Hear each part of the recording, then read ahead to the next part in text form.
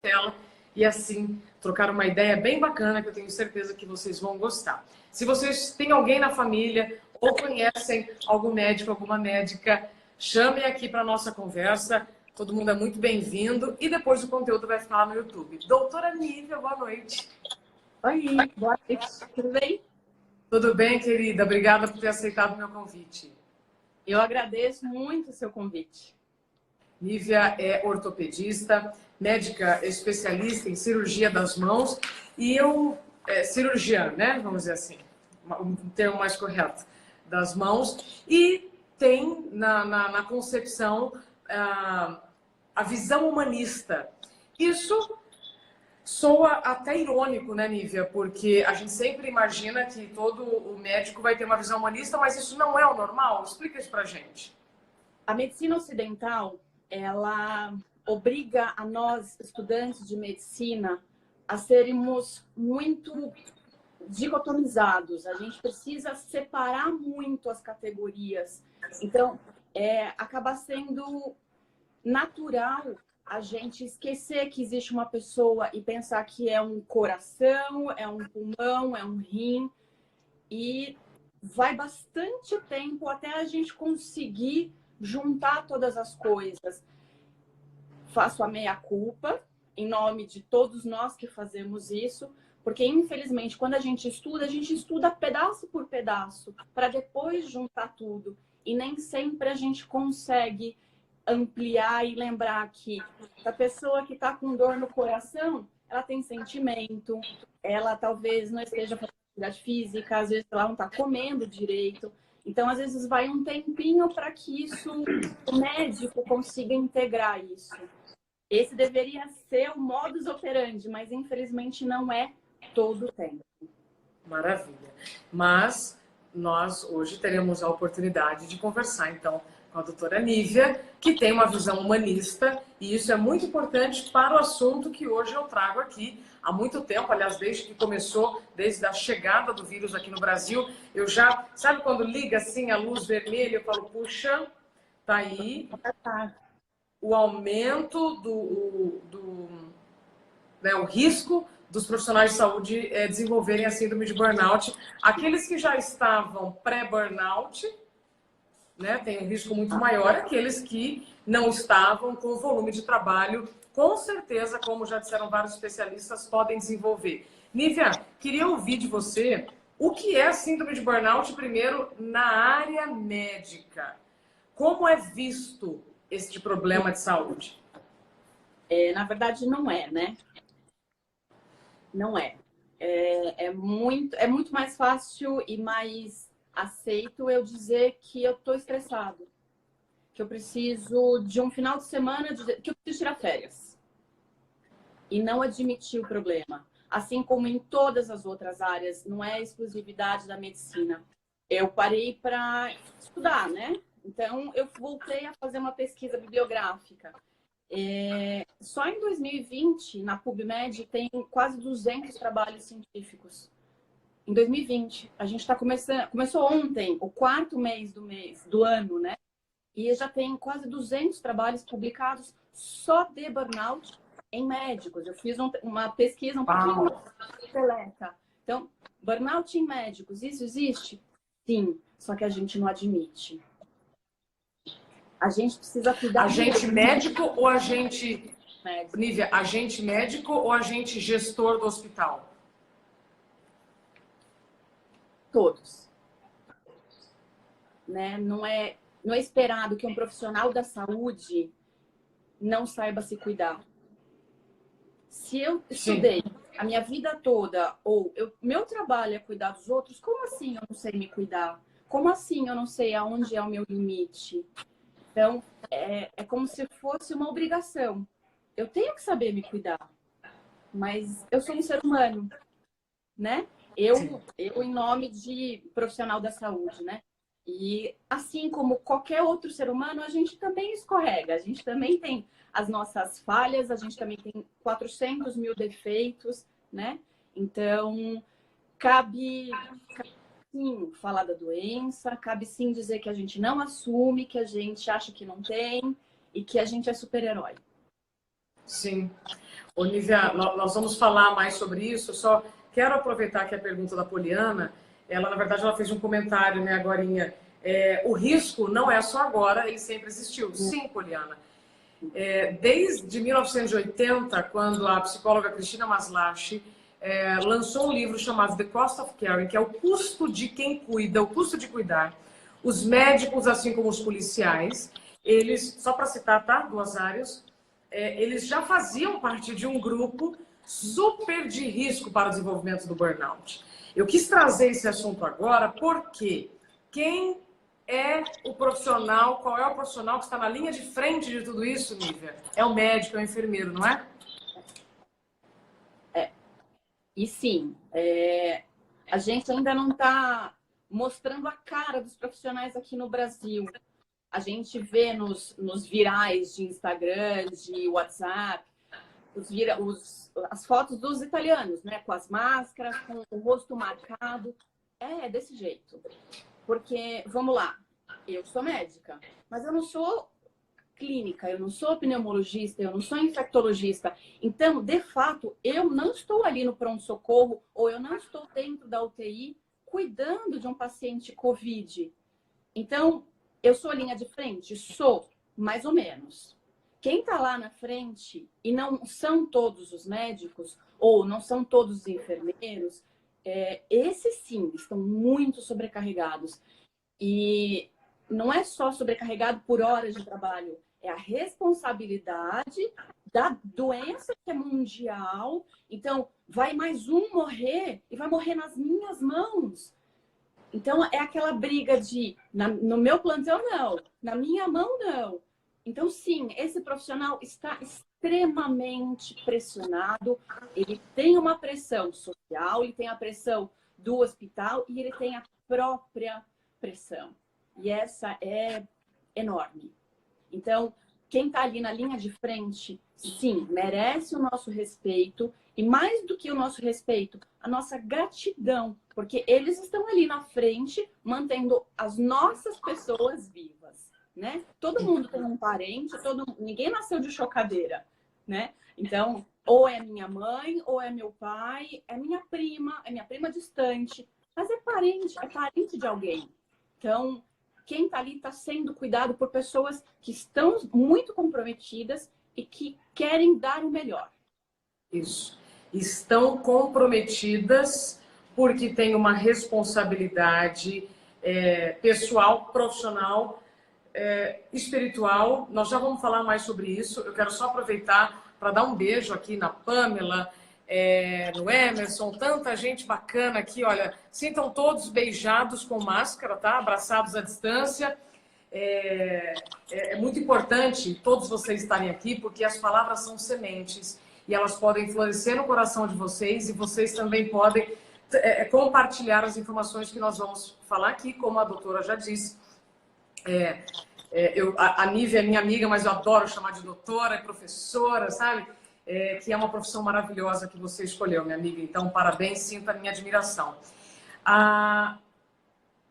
O que nós estamos falando aqui, gente, é um problema pelo esgotamento do trabalho.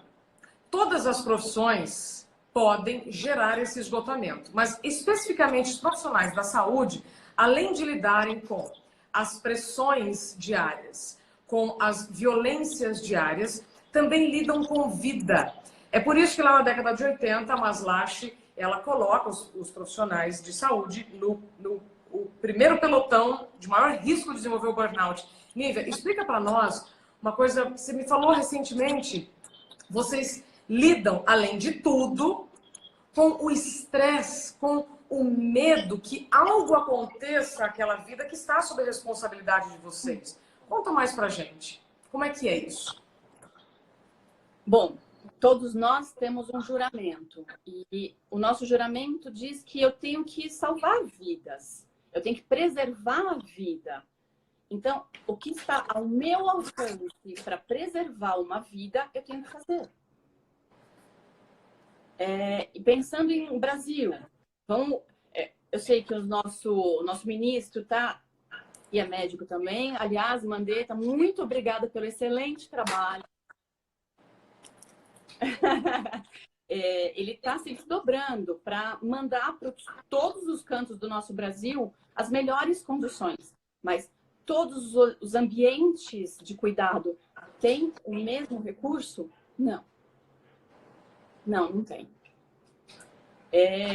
Às vezes eu gosto de contar as minhas histórias. Então, lá no meu começo de carreira, eu fui dar plantão numa cidadezinha pequenininha, bem pequenininha. E chegou uma paciente em crise de asma. Nada demais, não é? Eu falei, bom, então, ventilar pois é, nada demais. Vamos ventilar a paciente, usar as drogas necessárias. Não tinha. Eu não tinha, dentro daquele pronto atendimento naquela cidadezinha, daquele tamanho, eu não tinha os recursos para cuidar de uma crise de asma. E era só uma crise de asma. Eu precisei viajar com essa paciente quase 70 quilômetros. Eu atravessei uma parte do estado para conseguir cuidados adequados com uma paciente que estava em crise de asma. E não era nada demais. Então, imagina, lá nos confins do Amazonas, ou aqui mesmo em São Paulo, na nossa periferia, a gente tem todos os cuidados, todas as condições suficientes? Não, a gente não tem. Então, quando o governo, né, principalmente o Ministério da Saúde, e os médicos insistem, fica em casa, é porque a gente sabe o que precisa para cuidar. E a gente não tem o tempo todo sempre. Então, tem muita gente, tem pouco recurso. Como é que eu faço essa conta? Eu escolho qual parente é mais legal? Qual paciente, né? Não posso escolher que é uma vovó de 80 anos, é um senhor de 50. Quem é mais importante? Depende. Para mim, os dois são. Eu não tenho como distinguir qual dos dois é mais importante. As duas pessoas são importantes. E acho que aí está a grande pressão. E por isso o burnout tão grande e tão reprimido nos médicos. Porque como que eu escolho? Eu não posso escolher. Eu tenho que cuidar dos dois. Mas a gente tem escala de gravidade, tem um monte de protocolo, tem tudo isso. Mas tem aquele momento que, e agora? Escolho. Não dá para escolher. Sim. Então, Lívia, não o que eu entendi aqui da sua fala, me corrija se eu estiver errada, é assim, aqui a Inês está dizendo, né, o profissional médico sem recursos deve sofrer muito mais por não ter o medicamento necessário. O que eu entendi aqui da sua fala é o seguinte, todos nós, todos os profissionais podem ter algum nível de estresse em algum momento do dia de trabalho, tá? Eu vou colocar assim para que ninguém depois não, meu trabalho é zen. Desculpa, até a monja Cohen vive um momento de estresse, né? Então, o que eu quero mostrar, o que eu quero colocar aqui é que os profissionais de saúde, além de viverem todo o estresse que todos os profissionais vivem, lidam com a vida, diretamente com a vida. E seja uma recuperação de uma asma, né, de uma paciente que te procura por conta da asma, uma doença respiratória, inclusive, ou coronavírus. Neste momento, esses médicos que estão na linha de frente para tratar os pacientes de coronavírus, eles estão extremamente sobrecarregados e mentalmente muito abalados. O que isso pode gerar no corpo desses profissionais? Tudo. Tudo que um estresse ou um burnout pode produzir, pode acontecer. Cansaço extremo, desconexão com realidade, ausência de julgamento ou dificuldade com o julgamento. Às vezes não, né? Acaba acontecendo com mais frequência do que a gente gostaria. Você é insensível. Eu escuto assim na minha prática. Mas colocar o osso no lugar vai doer? Vai. Nossa, mas você fala assim. Ué, vai doer. Só que às vezes, o jeito de falar, o tato, talvez essa seja a grande diferença. Eu vejo isso todo dia, eu vejo gente com dor todo dia, eu vejo gente sofrendo todo dia. Então, eu perco um pouco aquele parâmetro de tato, toque. Será que dá para falar a mesma coisa de uma maneira mais gentil? Então, talvez essa seja... Vai morrer? Vai! Calma, não é exatamente assim. Pode ser que morra, tá grave. Então, quem tá ali na frente perde um pouco a desconexão e perde... Tá todo mundo grave. Grave mais, grave menos, vai morrer? Vai morrer. Então, essa desconexão, muitas vezes assim, a agressividade que está incluída, e isso é muito comum, privação de sono, transtornos diversos dentro do seu corpo. Você não está comendo direito, você não está dormindo direito, a sua cabeça não para. Então, tudo o pacotinho que vem junto com o estresse e que pode virar um burnout, está acontecendo. Médico com crise de choro no meio do plantão? Temos. Diarreia. Descontrole das doenças de base deste profissional? Também. Sim. Então, tudo pode acontecer. Isso tudo pode acontecer na hora do trabalho. Sim. Você mencionou a agressividade, como eu vivi a experiência de burnout e a minha história, infelizmente ou felizmente, eu já não sei, porque agora a dor se transformou em causa, sabe? Aquelas coisas que no primeiro momento você não entende, depois você entende, entendi o que isso aconteceu comigo, para levar a informação certa para quem não tem. Então, beleza. Então, como eu vivi a experiência da síndrome de burnout, a agressividade é um ponto muito importante. Então, às vezes, quando você chegar num plantão e ver um comportamento de um ser humano que está ali como médico, não tão carinhoso como você gostaria, a gente tem que se colocar no lugar dele e entender que ele pode estar em sofrimento também. Nós temos hoje 20 milhões de brasileiros com diagnóstico de burnout. Não dá para saber qual a porcentagem em cada área profissional, mas por tudo que eu já pesquisei e por todas as pessoas que eu conversei, Nívia, eu sei que boa parte é de médicos, é de enfermeiros, enfermeiras, profissionais da saúde. Por quê? Ou precisam trabalhar em 2 hospitais, né, fazer plantão num lugar, plantão em outro, como outras profissões. Né? Tem um monte de gente que tem dois trabalhos para conseguir complementar a renda. No caso dos médicos, ainda é um estresse em dobro, como você já falou aqui muito bem, por conta do estresse daquela vida. Teve uma moça aqui, uma doutora, inclusive, ela disse assim, doutora Rouco, uma dificuldade de nós médicos é deixarmos as dificuldades, os problemas do trabalho no trabalho e não levar para casa. Mas não tem como parar de pensar ou se preocupar com os pacientes. É isso, vocês levam, então, os pacientes, as dores deles, as reclamações para casa? Sim. Eu acho que eu não conheço um colega na minha carreira de profissional que não faça isso. Não existe. Eu não, imagina, eu saí do hospital ou saí do consultório e desliguei. Eu não conheço. Por favor, se apresentem. Porque, não, a gente não desliga. A gente vai atrás. É lá do plantão, não tenho nenhuma responsabilidade. Tem.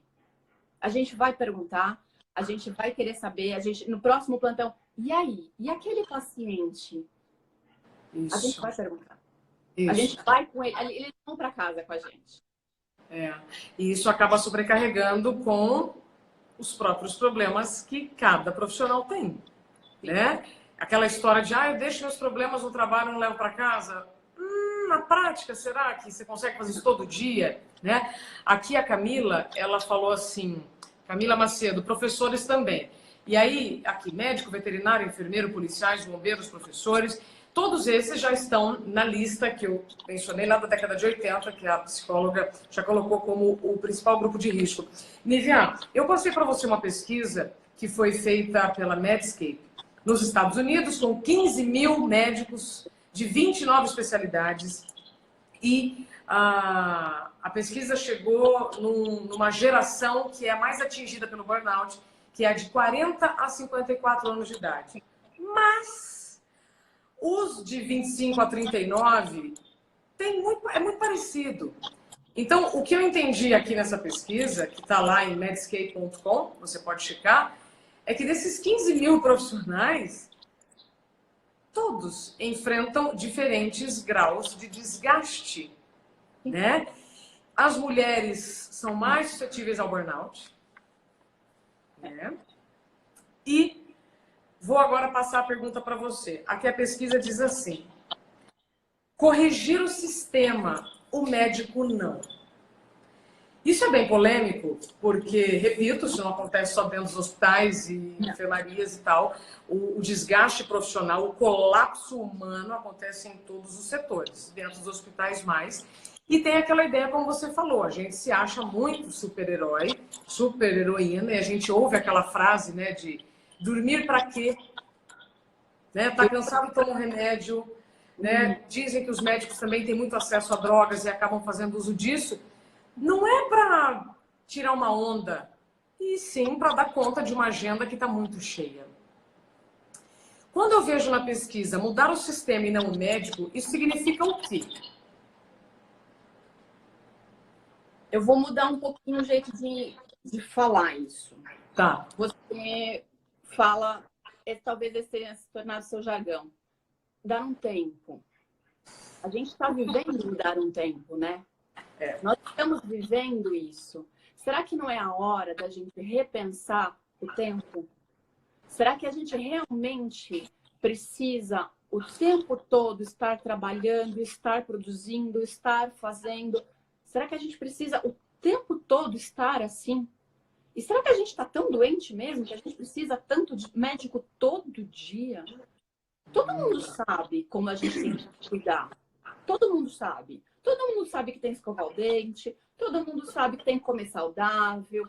A gente sabe que tem que dormir as horas necessárias no dia. A gente sabe que tem que fazer exercício todo dia. Todo mundo sabe disso. Será que se eu fizer tudo isso todo dia, não precisa ser 4, 5 horas todo dia, mas se eu fizer um pouquinho todo dia, será que a minha saúde vai ficar boa? Será que eu vou ficar doente? Será que eu vou... É se autorresponsabilizar, né? E aí, eu amplio isso para todo mundo, né? Não é para médico. Médico também, jornalista também, professor. Aí a gente sempre tem, mas eu não tenho tempo. Eu moro em São Paulo e de condução eu gasto 2 horas. Isso. E você não tem 5 minutos para fazer um alongamento na hora do seu almoço? Não é? Autorresponsabilidade. Se todo mundo se cuidar um pouquinho melhor, talvez todo mundo fique menos sobrecarregado. E aí a gente evita um monte de doenças, se não falar todas. Até os traumas. Trauma, fratura, Por que eu quebrei o tornozelo andando na calçada? Será que eu estava prestando atenção aonde eu estava pisando? Ou será que a minha cabeça estava lá no trabalho que não saiu de mim ainda? Será que aquele acidente de moto podia ter sido evitado se eu tivesse parado no farol amarelo? Perfeito. Então, eu acho que a autorresponsabilidade para todos os seres humanos, todo mundo sabe o que é saudável. Eu não tenho certeza se comer abacaxi me faz bem. Tudo bem, a gente tem um monte de profissional que pode ajudar, né? Agora, cuida um pouquinho mais de você todo dia. Assim, eu acho que todo mundo, médicos, pessoal da linha de frente, eu acho que todo mundo vai ser menos doente. Então, usar o momento, sem te interromper, mas já te interrompendo, usar o seu jargão, o dar um tempo, presta atenção no tempo e quanto de tempo você está gastando com coisas que não são importantes. O seu corpo é importante, a sua saúde é importante. Então, ao invés de ficar lá na tela, na televisão, gasta um pouquinho mais com você, 5 minutos. Desliga o celular 5 minutos mais cedo e gasta ele com você. Olha no espelho. O que está faltando? Né? Perfeito, perfeito, Nívia.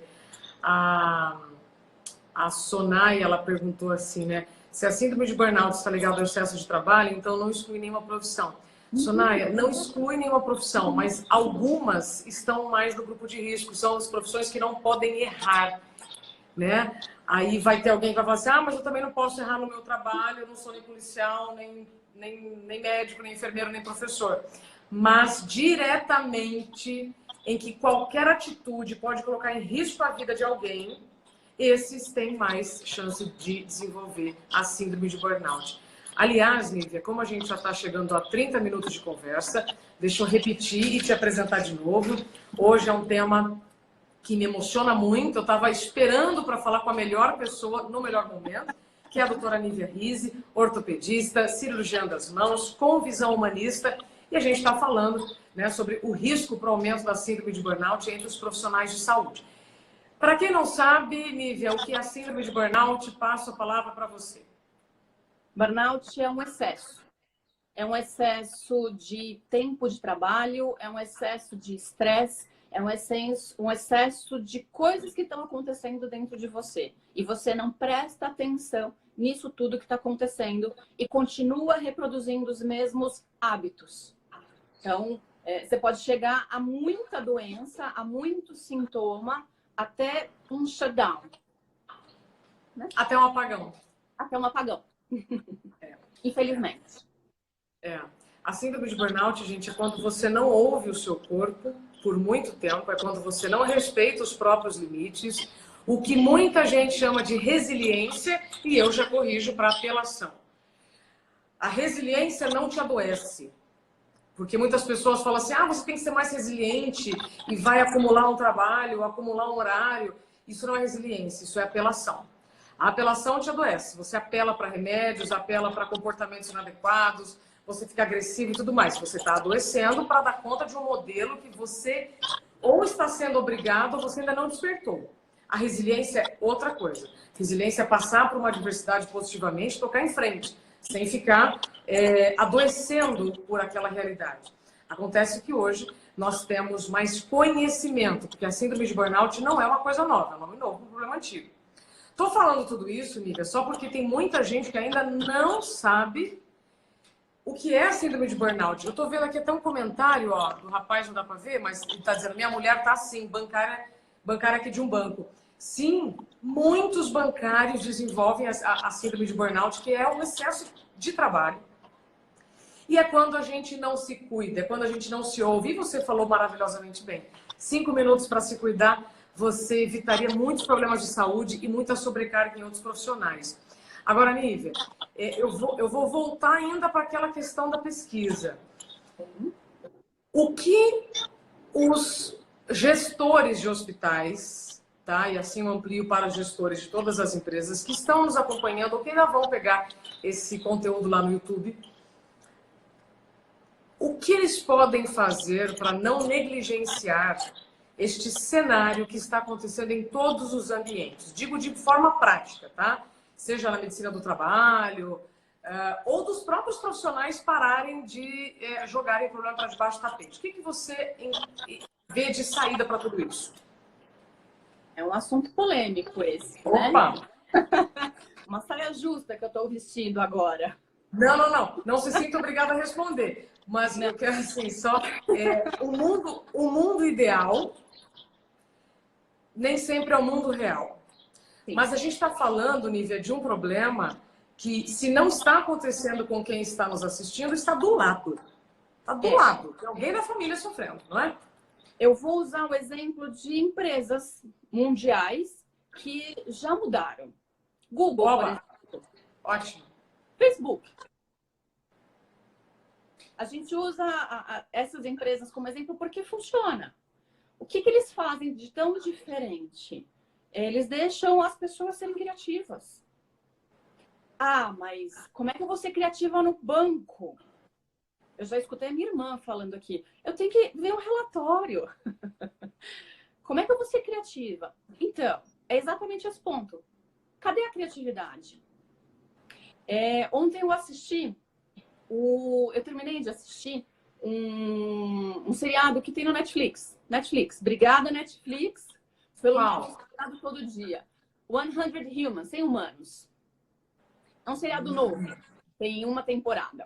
E uma das pesquisas que eles fizeram, spoiler, desculpa, um dos jogos que eles fizeram foi testar se um projeto, né, eles deram uma tarefa, se esse projeto seria melhor executado em dinheiro ou pela criatividade, pela diversão. Grupo controle, né? Então, um grupo fez pelo dinheiro e um grupo fez por diversão. O que você está fazendo aqui? Ah, a gente está brincando e vamos nos divertir. O melhor resultado foi o do grupo que estava se divertindo. Sim. Então, como que a gente transforma um banco? Como que a gente transforma um hospital? Como que a gente transforma um jornal, uma escola, num lugar que é divertido? Não sei. A gente precisa criar. Sim, precisa pensar. Essa seja a minha melhor sugestão. Usar a criatividade. Deixe o seu funcionário, independente de quem ele seja, ele é o funcionário da faxina. Ele é tão importante quanto o médico neurocirurgião. Porque se a sala não for limpa, o neurocirurgião não entra para operar. E aquele paciente vai morrer. Então, todos os profissionais são importantes. Todos. Sim. E se a gente escutar a sugestão, caixinha de sugestão, como que seria um ambiente melhor? Eu tenho que cumprir tantas horas ou eu trabalho por tarefa? Eu tenho um job. Eu cumpri esse job, eu posso ir para casa e terminar meu dia mais cedo. Será que isso funciona? Ou não? Eu quero hora para entrar, eu quero hora para sair, mas eu quero poder trabalhar de bermuda. Será que se eu tiver uma academia dentro do meu ambiente de trabalho vai ser mais legal? Aí eu evito esse questionamento. Então, precisa criar. Eu acho que essa é a melhor questão. Agora, Nívia, eu vou trazer para o que está acontecendo agora em relação ao Covid. Eu mais cedo falei com a Natália Arcuri e a gente estava falando sobre isso, né? Porque se a gente ficar esperando alguém fazer algo por nós, pode ser que a frustração chegue antes da solução, né?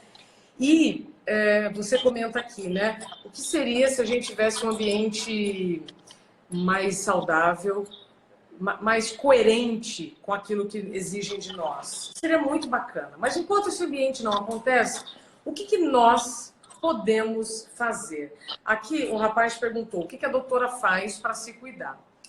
E aí eu te pergunto, não só o que você faz para se cuidar, mas o que você dá também aqui de dica para quem está nos acompanhando e depois vai pegar o conteúdo lá no YouTube, para se cuidar e não ficar esperando soluções do governo, da Febraban. Não. Não adianta a gente reclamar. Até porque a gente... Isso maravilhosamente bem, né? Você vai esperar a hora certa? A hora certa é agora. É que a gente já passou a fase da raiva e da negação. Para mim, agora é a fase da negociação. Não só de contas, de boletos, quem não conseguir ter, quem não tinha uma reserva financeira, enfim, são milhares de pontos de vista do problema. Mas agora, o que você tem feito para a sua vida, o que você aumentou neste período, para sair dela preservando a saúde mental? O que é nossa responsabilidade? O que eu posso fazer? O que eu faço todos os dias? Eu treino todos os dias 30 minutos, contado no relógio. E faço 10 minutos de meditação todos os dias, na sequência. Então, eu tenho 40 minutos do meu dia obrigatórios. É igual escovar o dente. É obrigado escovar o dente, né? Tomar banho. Então, é obrigado a meia hora de exercício, 10 minutos de meditação. Isso sou eu. Ah, mas eu comecei assim desde sempre? Não. Eu comecei com 5 minutos de ginástica na minha casa e 2 minutos de meditação.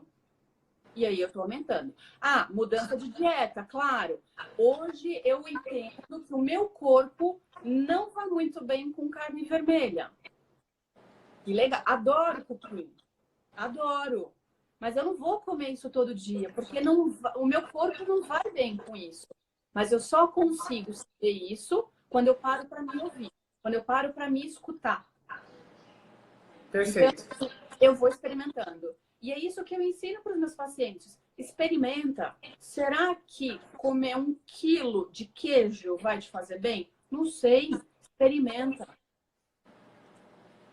Isso, agora, a gente está na fase da experiência. Experimenta. É isso que eu falo. Experimenta. Isso é bom para mim. Será que isso é o bom para você? Não sei. Vamos tentar? Eu falei ontem para um paciente do consultório, faça o movimento, alonga. Você não precisa ficar lá meia hora. Conta 3 respirações. 3 respirações dá algo em torno de 5 segundos. Um pouquinho mais, um pouquinho menos.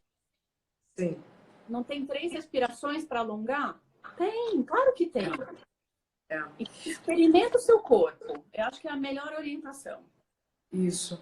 Lívia, isso é autocuidado, né? As pessoas perguntam, mas o que é autocuidado? Autocuidado é aquilo que só você pode fazer por você. Ninguém pode escovar o dente por você, ninguém pode fazer terapia por você, não é? Vou falar mais sobre autocuidado, quero só agradecer a presença do André Azeredo, que está aqui, um grande apresentador da Record, trabalhamos juntos lá na Globo e é um cara muito bacana. Que bom ter você aqui, André, porque tudo que a doutora Lívia está falando vai te ajudar a ampliar o repertório também, porque a gente está vendo um monte de dica, um monte de gente falando um monte de coisa. Faz isso, faz aquilo, tal. E nem tudo é para todo mundo. Mas nós estamos no momento para tentar, não é, Lívia? Sim. Experimentar. Eu acho que é... Experimenta. A gente já está isolado. Então, já que você está isolado, experimenta coisas diferentes. Experimenta sabores diferentes. Cozinhe. Aprenda alguma coisa nova. E escuta o seu corpo. Não existe uma fórmula. Cada corpo é de um jeito, cada ser humano é de um jeito. Igual cada digital. Cada digital é de um jeito. Cada ser humano é de um jeito. Então, aquilo que funciona para você não necessariamente vai funcionar para mim. Existe um padrão. Bebida em excesso faz mal. Mas será que beber um golinho todo dia faz bem? Tem um monte de trabalho científico. Então, experimenta. E respeita o seu corpo. Sempre. Né? Tem que respeitar. Acontece, minha amiga, que a gente adora terceirizar a responsabilidade e a gente adora chegar na farmácia e buscar um remédio que vai resolver algum problema que a gente está tendo, né? E na farmácia só está tratamento, né? Não temos a cura. Para a gente partir para uma conclusão, indo para uma conclusão, a gente falou sobre medo outro dia. Que você, dentro do ambulatório médico que você trabalha, você percebeu os profissionais de saúde com muito medo. Sim. Mesmo aqueles que não estão ali na linha de frente dos hospitais tratando dos problemas respiratórios. Você acredita que o medo é contagioso? Sempre. Sempre. Igual risada. O medo do seu vizinho vira o seu medo. Mas é medo do quê? Existem muitos experimentos, né? Você para na rua, olha para cima e fica ali por mais do que 1 minuto, alguém vai sentar do seu lado e vai ficar olhando. Tem um monte de experimento que mostra isso. É contagioso. Medo é contagioso. Pânico também. Então, o meu vizinho falou que é uma catástrofe. Ai, meu Deus, é uma catástrofe. O riso também é contagioso. A gargalhada, o soluço, enfim, você imita, você faz as coisas por imitação. Então, se eu tô com medo, você tá me olhando, você tá me vendo aflita, você vai ficar também, mesmo que não seja seu. Você vai ficar angustiada. Então, essa sensação de pânico coletivo. Então, não é que é um negócio de São Paulo, não é do meu bairro. O mundo inteiro tá assim. Tá todo mundo morrendo. Tá todo mundo doente. Então eu vou comprar papel higiênico. Porque assim, né? Pronto. Isso é pânico. E contagia. Então, o que eu tenho que fazer? Hoje, pensando em epidemia, hoje eu tenho que ficar em casa. Dá para ficar em casa? Fica em casa. Mas as contas. Tá todo mundo com problema de conta. Todo mundo vai ganhar menos. Todo mundo vai precisar conversar com o banco. Todo mundo. Isso. Todo mundo. Isso. Então... Viviane. Não, por favor, pode terminar. Assim, a gente diminui... Na verdade, era só para concluir. Pensando em burnout e pensando em linha de frente. Se eu tô com medo, será que esse meu medo... eu tô com tosse. Quais são os sintomas? É febre. Eu acho que eu tô com febre. Mas você mediu? Não. Não, mas eu tô com febre. Eu tô tossindo. Aí eu vou pro pronto-socorro. Só que eu não tenho nada. Só que eu tô tão desesperada que todo o meu corpo tá inflamado. Tá tudo desesperado. Só que eu vou pro hospital. O que tem no hospital? tem doença no hospital. Então, eu chego saudável e saio doente? Pode acontecer. Pois é, minhas fofuras, nós temos que fazer a nossa parte, tá? Não adianta chegar na farmácia esperando a solução, não adianta chegar no hospital esperando as soluções, ou seja, vivendo as consequências das suas escolhas, não é? Nívia, a gente ainda tem aqui alguns minutos, eu vou voltar para o tema burnout, porque como ele é muito mal explicado, eu acho que no ano passado eu dei mais de 100 entrevistas. E é curioso porque quando a gente acha que esse assunto já esgotou, não. Né? Então, me perdoem para quem já ouviu se a gente estiver sendo repetitivo, mas tem um comentário aqui da Inês e eu não posso deixar passar. Ela disse assim: minha amiga perdeu uma filha médica que usou um medicamento injetável. Certamente ela não estava bem e ninguém percebeu. Por isso é tão importante ter as equipes de profissionais atuando e ter pessoas atentas, né, ao que está acontecendo. O que eu quero falar a partir disso, e aí eu quero ouvir você, Nívia, é o seguinte: nós sabemos quando não estamos bem, aí a gente vai lá, disfarça uma maquiagem, né? Tá tudo bem. Mas seu corpo está falando com você. O primeiro conselho, a primeira sugestão que eu daria para quem não quer desenvolver o burnout é: ouça o seu corpo. Porque você vai estar recebendo recados valiosos e se você não ouvir, a fatura vai chegar num determinado momento. Então, isso é você. Agora, quem está do seu lado, como é o caso aqui dessa moça, ela diz, ela não estava bem e ninguém percebeu. A gente sabe quando um profissional que está do nosso lado, colega, amigo, não está bem. E a gente tende a fazer piadinha sempre, né, Nívia? Fulana está estressada, é TPM, é isso e aquilo. Então, não vejam uma dor invisível, uma doença invisível, como não digna de tratamento. Porque a gente está falando de um vírus que também é invisível e está todo mundo se movendo, né, e respeitando isso. Então, como é que eu não vou respeitar uma pessoa que está do meu lado, que eu estou vendo que ela está entrando em crises, né, ou seja, ela já chegou no limite, né, que é o colapso, e eu vou achar que isso é frescura? Nívia, dá uma aula agora, vai, sobre isso, para a gente partir para a conclusão de verdade, porque senão a gente vai ficar enxugando gelo.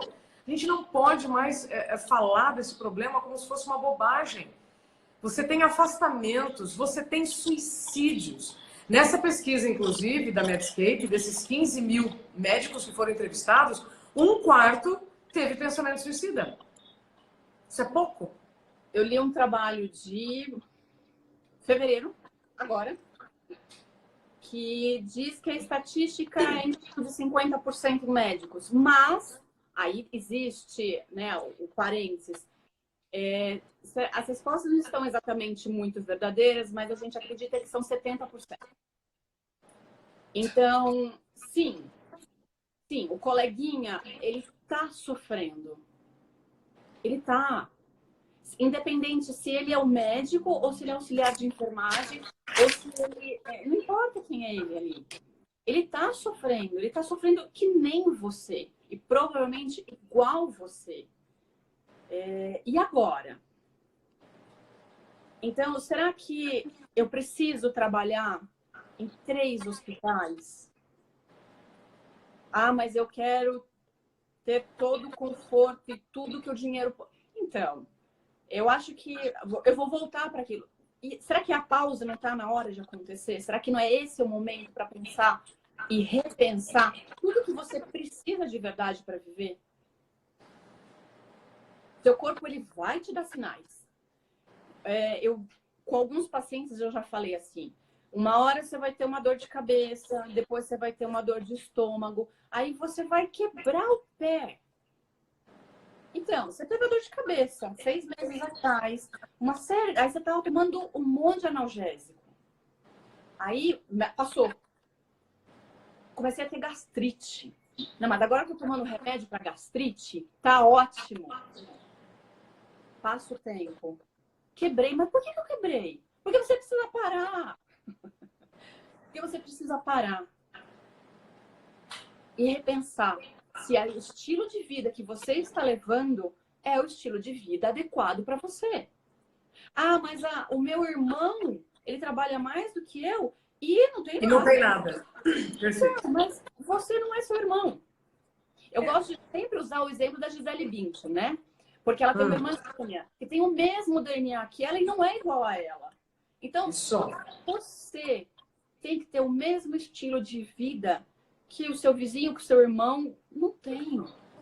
Você tem que ter um estilo de vida que é bom para você. Você tem que ganhar e estar na profissão que é boa para você. Não aquilo que esperam que você faça.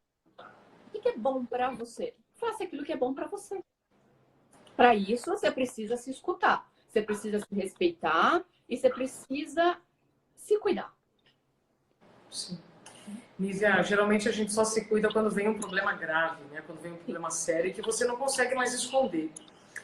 A gente agora está vendo uma oportunidade de fazer algo que a gente sempre quis. Muitas pessoas estão reclamando daquilo que sempre pediram. Mais tempo para si, mais tempo para ficar em casa, mais tempo para ficar com a família. E tem uma comparação que eu tenho feito, que muitas pessoas estão com medo de desenvolver o coronavírus. Então, traduzindo, estão com medo de desenvolver uma doença. Como se nós já não estivéssemos doentes. Como se todo mundo tivesse incrível antes. Não é curioso isso?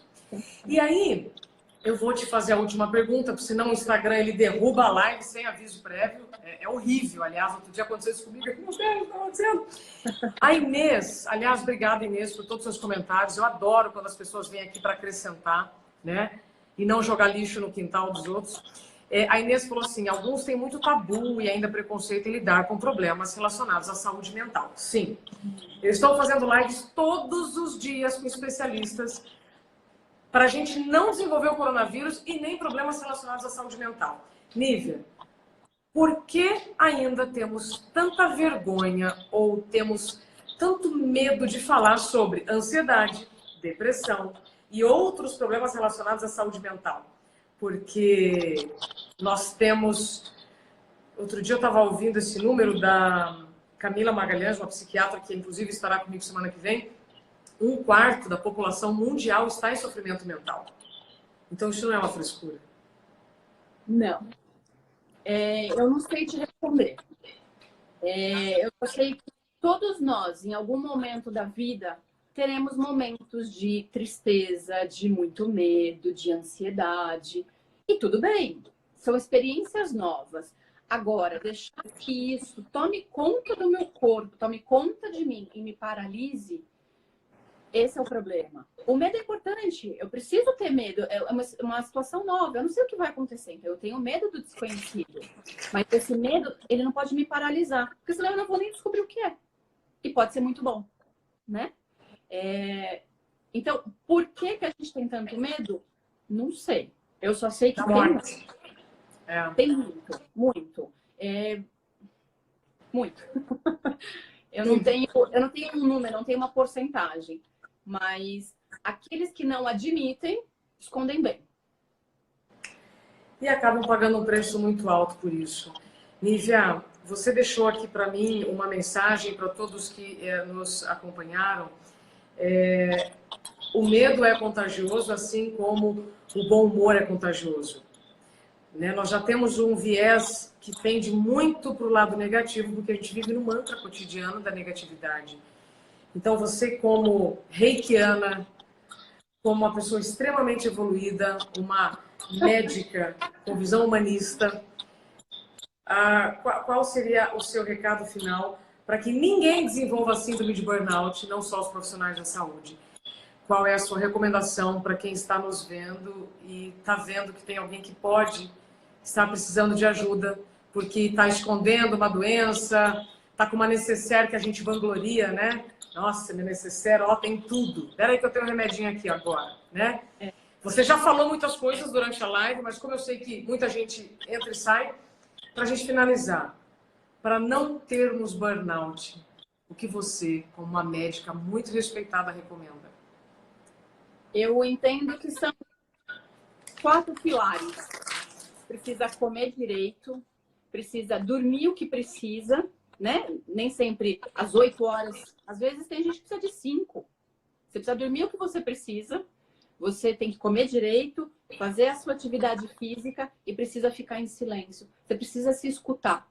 E aí, esse silêncio, a gente pode traduzir em algumas coisas. Pode ser uma meditação, pode ser rezar, ter a sua religião.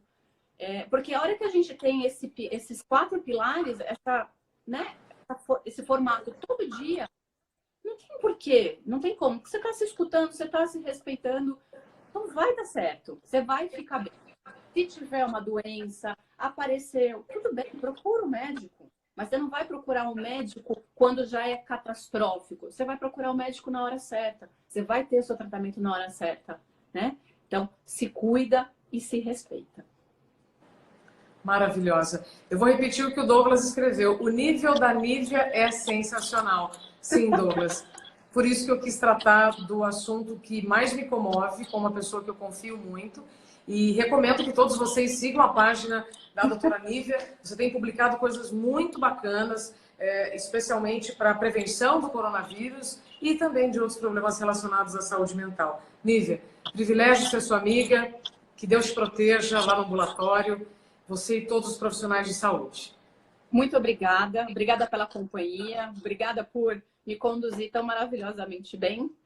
Nos vemos em breve. Para abraços quentinhos, né? Já diria Olaf, abraços quentinhos, quando todo mundo estiver bem e seguro. Pronto. Obrigada, Nívia. Beijo grande. Até breve. Tchau. É isso aí, gente. Nós conversamos com a doutora Nívia Rizzi, médica ortopedista, com visão humanista. Quero agradecer a todos vocês que me acompanharam, inclusive o Ricardo Munhoz, que entrou agora, grande jornalista e que soube se reinventar. Hoje é um grande artista. E quero contar para vocês que eu vou deixar um resumo aqui no Instagram e depois já subo lá para o YouTube. Nossas palavras são sementes nos corações de quem nos encontra. Então, se você puder, se você achou que essa conversa fez sentido e pode ajudar alguém, compartilhe, porque é nossa responsabilidade também semear notícias positivas. Já tem muita gente compartilhando notícia ruim e nós podemos, então, fazer a nossa parte. Amanhã eu terei 2 conversas. Uma com a Milene Ramos, juíza do trabalho aposentada, que está morando na Alemanha. Ela me contou sobre alguns hábitos que mudaram lá na Alemanha.